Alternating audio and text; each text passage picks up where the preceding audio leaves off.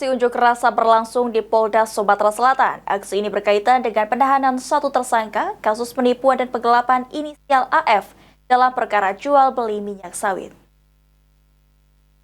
Dan terzolimi.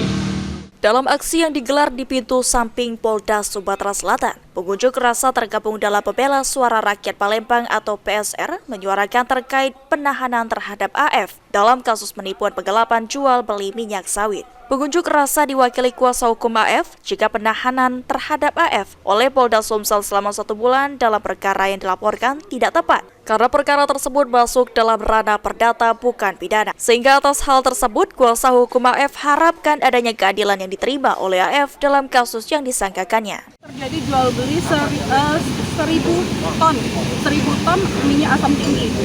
Nah, klien kami setelah berjalan, klien kami baru mengirimkan sekitar 270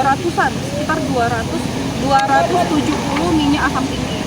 270 kilo, Pak? Ya, 270 ton. Sementara itu, Kasubdit 3 di Treskrim Polda Sumsel AKBP Triwahyudi yang menemui pengunjuk rasa akan meneliti serta mentelaah proses hukum kasus yang disuarakan oleh pengunjuk rasa.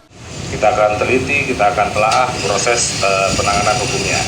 Ya, rekan-rekan sudah tahu hukum, rekan-rekan paham hukum, dan memang dari bagian legal firm kalau nggak salah, kami akan terima kasih banyak masukan buat kami, dan kami akan sampaikan kepada pimpinan untuk penanganannya masih dalam proses, sehingga kita bisa menyampaikan semua aspirasi yang dari rekan-rekan. Setelah diterima oleh AKBP Triwahyudi, pengunjuk rasa membubarkan diri dengan tertib. Tim Liputan PAL TV.